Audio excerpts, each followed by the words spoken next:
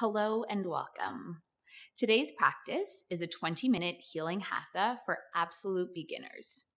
We will explore some fundamental postures that are accessible for all levels, no matter where you are on your yoga journey. Let's get started in child's pose.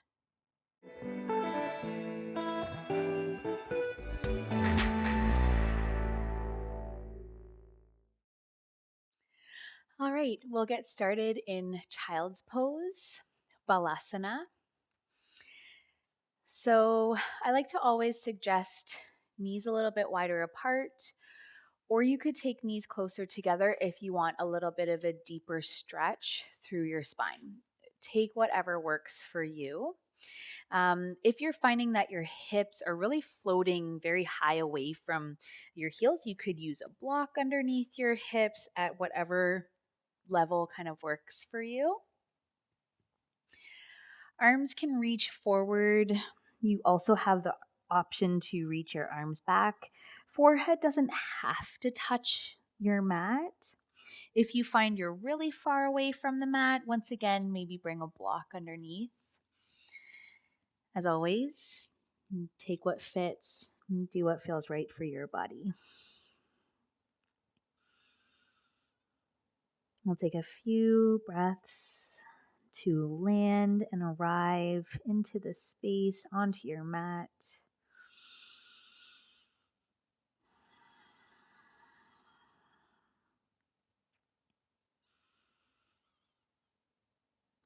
Perhaps as you turn inwards, you'd like to set an intention for your practice.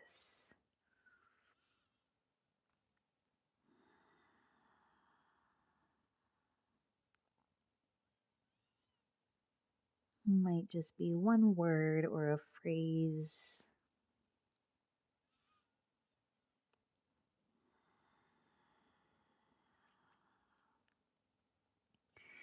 I like to always say that child's pose is always available to you. So if you ever feel like you need a little bit of rest, this is a really nice shape to come into. I like to think of this sort of as my home base. All right, start to energize through your fingertips now. Reach them towards the top edge of your mat. Energize through your arms. So lift the elbows and the forearms off of your mat and then pull yourself forward into a tabletop. In this tabletop shape, ideally, you want to have shoulders relatively stacked over top of the wrist, just so that those shoulder joints feel nice and supported, and then knees stacked somewhat underneath your hips. And now we'll move into some cow and cat spine. This is usually used as a warm-up for the spine and a way to connect with your breath. So on your next inhale, let your belly drop down, lift your tailbone up towards the ceiling, reach your heart space forward, and just tip your gaze towards the wall in front of you. On your exhale, think of pressing your palms into your mat. Round your spine, so draw your chin in towards your chest and tuck your tail under. Feel like you're really kind of puffing up between the shoulder blades. Let's go again. Inhale, let your belly drop down, reach your gaze forward, lengthen your chest forward. Exhale like an angry Halloween cat, arcing your spine up towards the ceiling, pushing your mat away from you. One more time like that. Inhale, cow.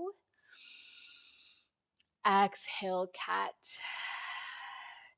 Hopefully feeling a little bit of a stretch through the back body, and then come back to a neutral position. Now really plug into your finger pads, your knuckles. Tuck your toes underneath your heels if they're not already there. Take a full breath in. On your exhale, lift your hips up towards the ceiling, downward facing dog.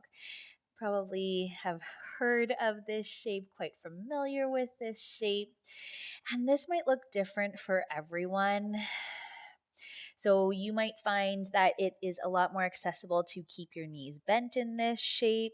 Heels might stay lifted in this shape, totally fine. Really focus on pushing into the pads of your fingers and your knuckles, and notice if that takes a little bit of the weight out of your wrists. And then tendency might sometimes be to kind of look forward and crunch up through the back of your neck. So I always suggest bringing your gaze somewhere between your heels, your shins, or your knees, so that the back of your neck, the cervical spine, stays nice and long. Think of sending your hips up high. Good. And again, this might also be a shape that you take when you just need a few breaths to regroup. If you are in a flow class and you want to just skip a flow, this might be a good place to kind of hang out. Okay, look forward now towards your fingertips and then crawl your feet forward. We're moving into a forward fold, Uttanasana.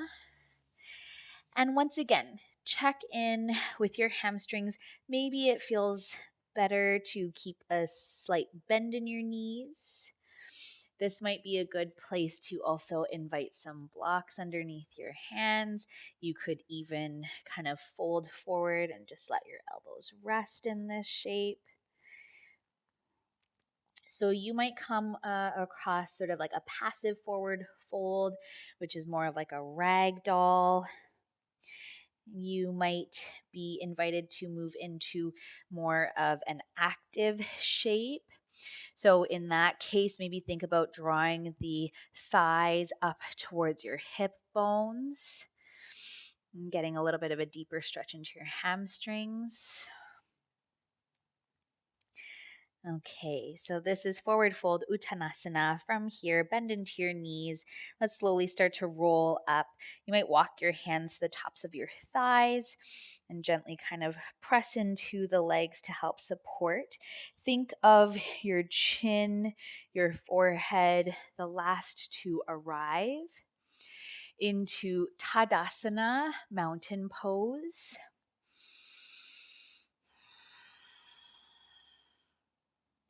So for mountain pose, you could keep your feet at hip width distance. You could also bring your big toes together to touch. Yeah. Again, see what works for you, see what feels good for your joints. I'll actually stay facing forward for the next shape. In mountain, feel all four corners of your feet pressing down into the floor, just like the name says. Mountain, strong, sturdy, stable. Maybe turning your palms forward, forearms forward, and then drawing that energy up the legs into the hips, into the torso, the spine, connected and rooted into the earth, and then connected, lengthening up towards the sky above. All right, moving into crescent moon shape. Breathe in, reach your arms up overhead, interlace your fingers, and then release your index fingers. On your exhale, come up and over towards your right side.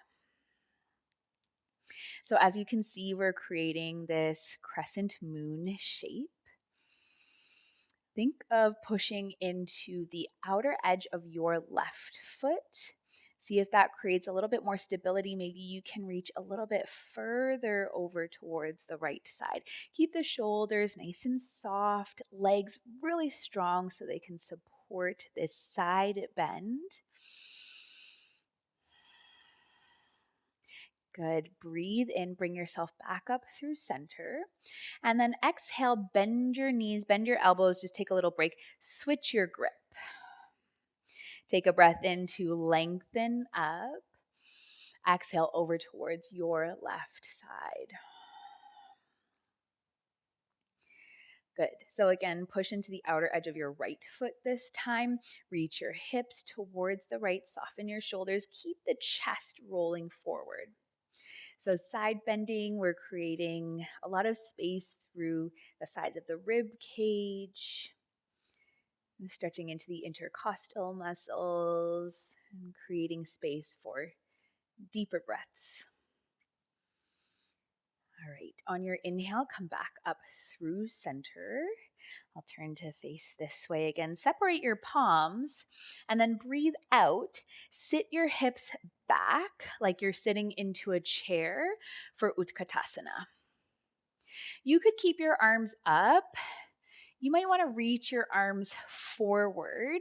I find that creates a little bit more space for shoulders. You might even want to sweep your arms back behind you.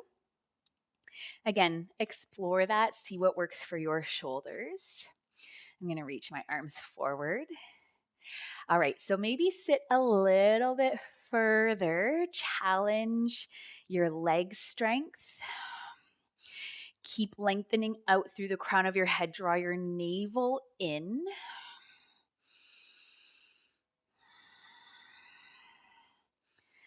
Good. Nice and strong through the legs. Take one more big breath in. Exhale, sit a little bit lower. Breathe in, stretch your legs, reach your arms up overhead. And exhale, release your palms down. Tadasana, mountain pose. Let's take hands to the hips. Bend into your knees slightly and step your left foot back. A little bit of a smaller stance, so maybe 4 or 5 feet, so that the sole of your left foot stays connected to your mat. Bend into the front knee. With your hands on your hips, you can kind of get a little bit of feedback from your pelvis, so notice if the right hip wants to draw forward. You can kind of pull it back manually with the hands. Reach your arms up, Warrior 1, Virabhadrasana 1. You might feel a little bit of a stretch through the back calf muscle. Notice if you are really opening up through the rib cage here. That might be the tendency. Think of kind of wrapping the rib cage in, sort of like you've got your hands kind of interlacing over top of the front of your rib cage, and keeping it slightly neutral. All right, let's take a breath in. On your exhale, we'll open up to Warrior 2. You'll often find that this is a transition. So I like to think of kind of doing a little heel toe with my back foot so that the outer edge of your left foot now is roughly parallel to the back edge of your mat. Arms open, chest open, and then find your lunge into that front knee. Yes. Really strong through your arms. Think of energizing through your fingertips. Take up a lot of space in this shape. Warrior 2, Virabhadrasana 2. A lot of work for the legs, so stay with your breath. Good. Let's take the hands to the hips and then kind of lengthen the front leg, heel toe that back foot back in. We'll pivot back towards the top edge of the mat, bend into your back knee, and spring forward. And then we'll do the other side. Bend into the knees, step the right foot back this time, starting in Virabhadrasana 1. So that back heel once again is down. Draw the left hip crease back this time. And then when you're ready, reach your arms up overhead.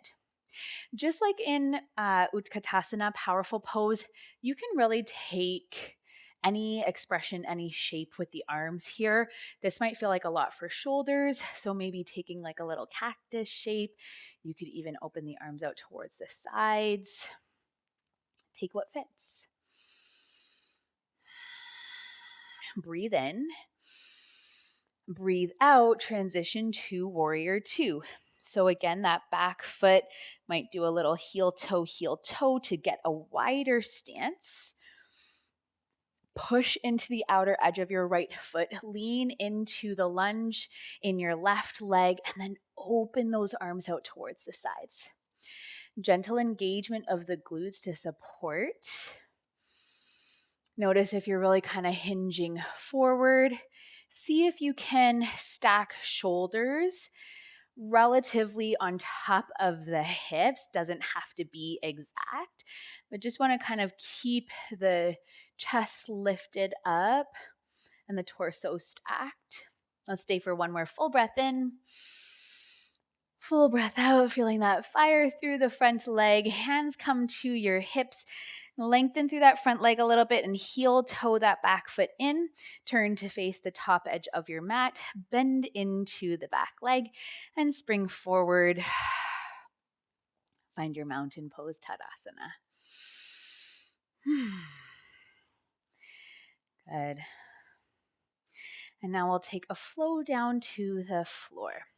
Inhale to reach up, look up, Urdhva Hastasana. Exhale, find that forward fold. Once again, you've been here before, Uttanasana. Halfway lift on your inhale. I've got my hands on my blocks. Lengthen through your spine. Come up about halfway. Exhale to fold and plant your palms down. Step your feet back. Find a high plank. You could keep your knees up. You could tap your knees down. Breathe. Glutes are engaged. Legs are engaged. One more full breath in. Exhale, tap knees down if they're not already there, and lower yourself all the way down onto your belly. Extend your toes back behind you. And keep your palms underneath your shoulders. Tops of the feet press into the floor. So like the shoelace side of your foot is pressing down. Inhale to baby cobra. Reach your chest forward. Keep your gaze just kind of at the top of your mat. Exhale, lower down. One more like that. Glutes are strong. Inhale, baby cobra. Exhale to lower down. Good. You might keep your hands where they are, maybe bringing them a little bit lower towards your rib cage. We're going to move into upward facing dog now. If this shape doesn't feel good for your low back, you could take baby cobra again. Press into your palms. Breathe in. Start to reach your chest forward, just like you did for the last shape. Now coming up a little bit further, pressing into your palms. Lengthen your arms. Lift your thighs. Lift your knees. Open your chest. Upward facing dog. Good. Take one more breath in. On your exhale, lift your hips, flip over your toes, come to downward facing dog. If you're in baby cobra, you could also push through a tabletop. And then come into your down dog.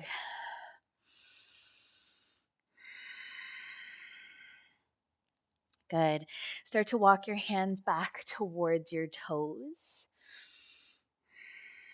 And then bend your knees, roll yourself up. We're back in mountain pose. Tadasana at the back of your mat. All right. Last standing posture is going to be Vrikshasana, tree pose. And I'm just turning to face you so you can see what this shape looks like. We're going to plug into the right foot first. So standing on the right foot, bend your left knee forward and then turn that knee out towards the side. The sole of your left foot can come anywhere along the inside of the right leg. That might also mean keeping your toes on the floor for some extra stability.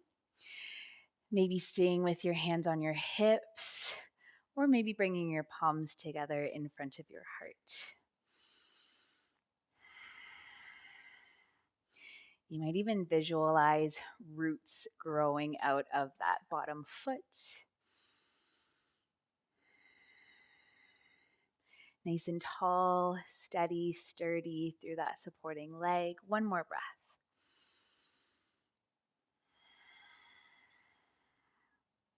Start to draw the left knee forward, release that foot down, and then we'll move to the second side. So plug into your left foot this time. Right knee forward and out to the side, maybe toes stay on the floor. You might even draw the sole of the right foot up a little bit higher to the inside of the thigh. Just notice if you're kind of hanging out in that left hip. Really pull up, balance, through that outer edge of the left hip. So again, hands on your hips. I've got to keep my toe on the floor today. maybe hands in front of your heart. You could also open your tree up, arms out wide, arms up overhead. And this shape cultivates balance, stability, focus. And just like mountain, rooted into the earth, connected to the sky above.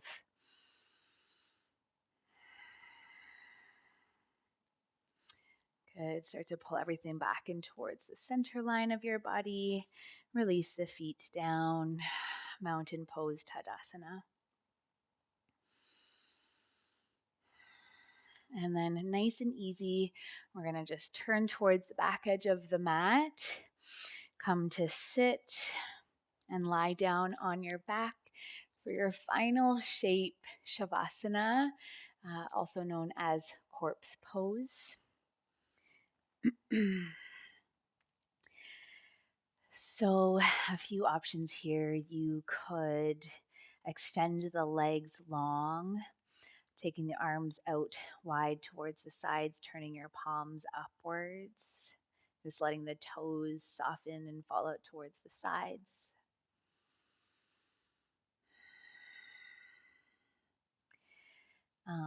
Other options for this shape. I find it's a little bit more supportive for the low back, bringing the soles of the feet to the floor, bending the knees, and then letting knees knock in towards the center. You could always try that. And then if you want to feel a little bit more grounded, you could also take one hand on top of your belly and one hand on top of your chest. So just exploring this shape, see what works for you. The idea is that you come into stillness. You come into a shape where you are able to surrender to the support beneath you.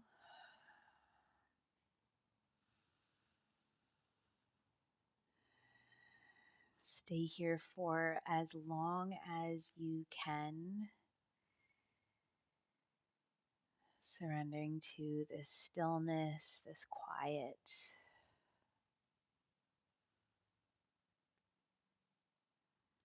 Thank yourself and acknowledge yourself for stepping into this practice with a beginner's mind. Thank you so much for allowing me to guide you through your practice today, and I hope to see you again soon.